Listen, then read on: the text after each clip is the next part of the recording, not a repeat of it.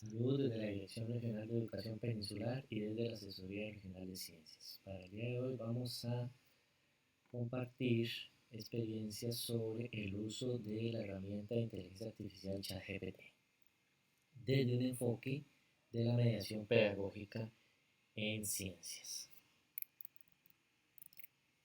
Muy bien, para eso tenemos acá ya el enlace, ¿verdad? Ya abierta la página de ChatGPT con el respectivo usuario. Y lo primero que vamos a iniciar en el chat, una de las recomendaciones es indicarle a la inteligencia artificial que piense como la persona del campo de la especialidad.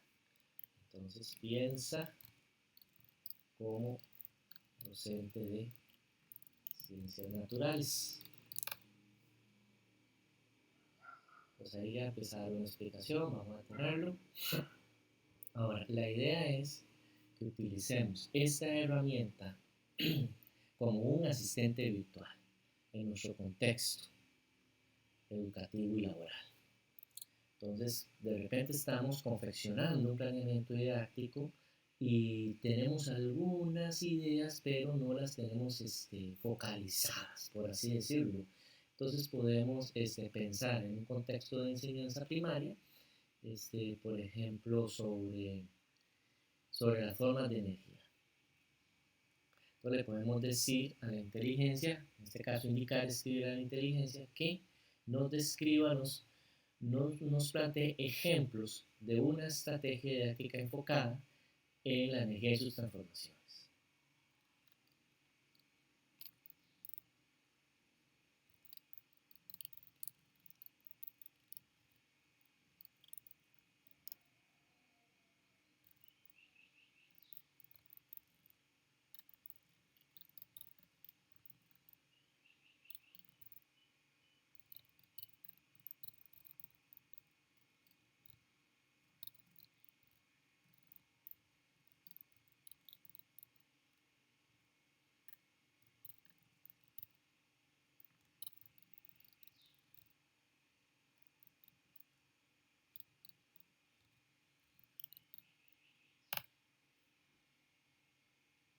Entonces ella empieza a indicar, ¿verdad?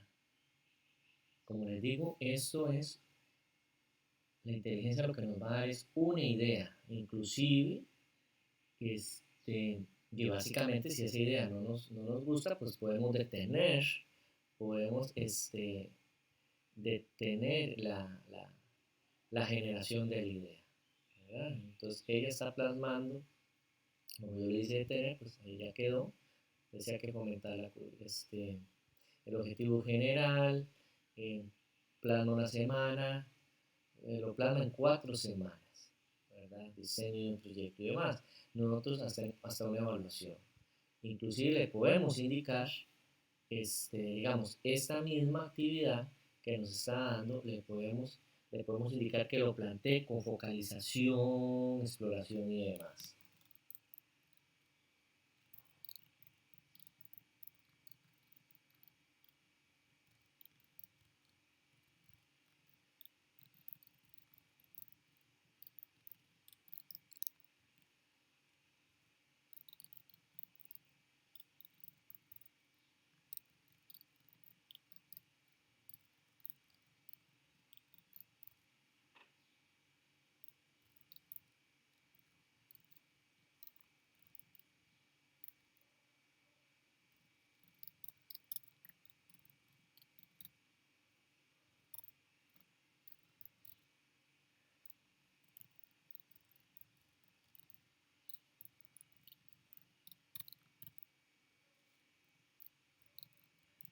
Vamos a decir que en 2 semanas.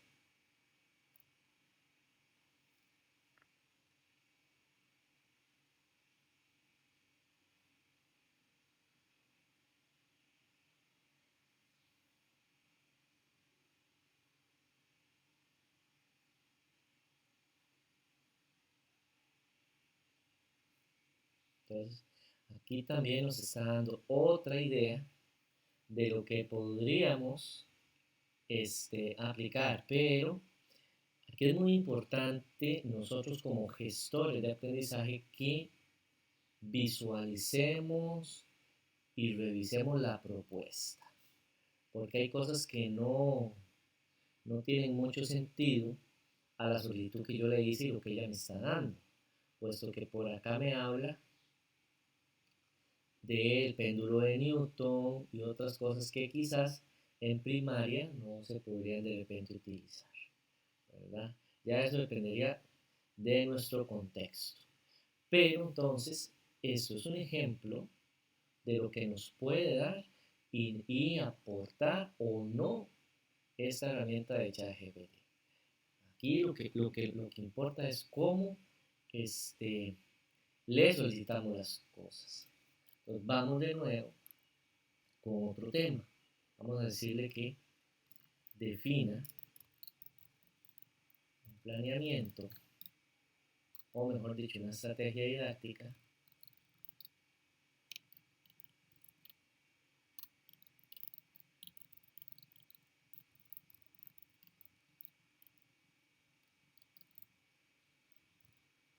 sobre el tema de la célula, o hagámoslo un poco más para secundaria, sobre la ley de Ohm en del 10º año.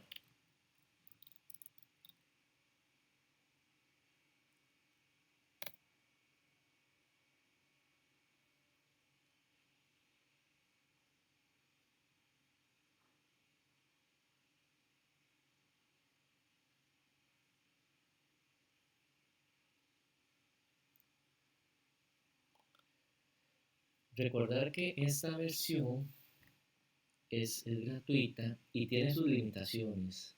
Tiene bases de datos hasta 2021 y es de suma importancia que no tenemos que creer todo lo que nos diga, porque la inteligencia artificial está aprendiendo y también en ocasiones da información que no es veraz, sobre todo cuando se solicita información de autores y demás. Muy bien, vean lo que generó. Entonces me lo está planteando en 3 semanas, donde la primera semana va a ser, según ella, una focalización e introducción a la ley de Ohm. Entonces dice que presentar una guía que dice acá qué relación existe entre voltaje, corriente y resistencia en un circuito eléctrico, realizar una lluvia de ideas en clases sobre lo que los estudiantes saben sobre electricidad y circuitos, puede ser aplicable ¿sí? a como nosotros desarrollamos la focalización. Luego en un día 2 dice la introducción a la ley de Newton, entonces introducir el concepto, poner su ecuación, ¿verdad? La fórmula matemática y realizar una demostración simple en el aula para demostrar cómo varía la corriente con diferentes resistencias y voltajes. Vean que todo esto, tanto el día 2 como el día 1 como el día 2, estarían dentro de una focalización. Entonces son detallitos que la inteligencia artificial no maneja en función de las plantillas y cómo nosotros manejamos el planeamiento didáctico en Costa Rica. Ya el día 3 pues dice que se haga un experimento preliminar, entonces dividir a los estudiantes en grupos pequeños, proporcionar a cada grupo una batería, cable de resistencias y un multímetro. Los grupos deben montar un circuito simple, medir voltaje, corriente y resistencia aplicando la ley de Ohm. Bueno, aquí también podríamos, si no contamos con esos recursos, ¿verdad? Tomando esa idea que ahí ya claramente calza dentro de la exploración, ¿verdad? Dentro de nuestra metodología indagatoria, pues podríamos usar simulaciones FET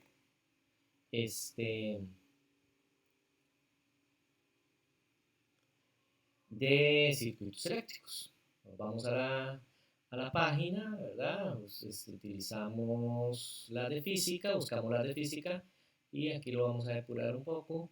Vamos a poner electricidad y circuitos y nada más lo voy a poner brevemente porque la idea no es, eventualmente pues ahí compartiré algunos videos sobre el uso de simulaciones FET, pero ya desde esta simulación pues podríamos, si no contamos con los recursos a mano, pues montar un circuito eléctrico, ya que la simulación, perdón, la inteligencia artificial decía que monte una batería, resistencias y demás, y pues aquí estamos los elementos de medición para medir voltaje y corriente.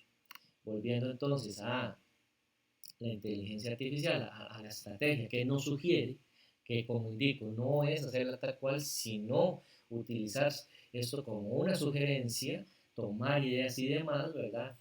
Todo en función de nuestro contexto educativo, pues ya lo que nos dice es, bueno, siguiendo con una exploración y aplicación de la ley de Ohm, los estudiantes realizan una serie de experimentos en grupos para explorar cómo cambia la corriente en función del voltaje, documentar los resultados y discutir en clases.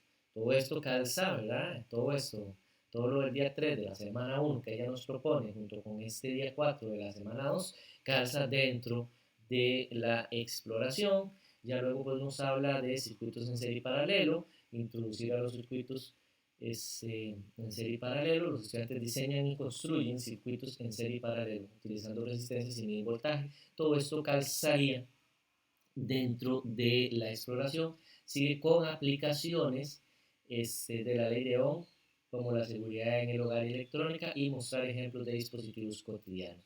Ya esta parte yo no la vería tanto en una exploración, inclusive la pondría ya sea dentro de la focalización, ¿verdad? En el sentido de reflexionar sobre aplicaciones también que se dan en la ley de Ohm, o más bien lo dejaría para una etapa de aplicación en el sentido que los estudiantes construyan, diseñen ya sea infografías, informes, hagan una exposición sobre las aplicaciones y usos diarios, usos cotidianos, mejor dicho, de la ley de Ohm.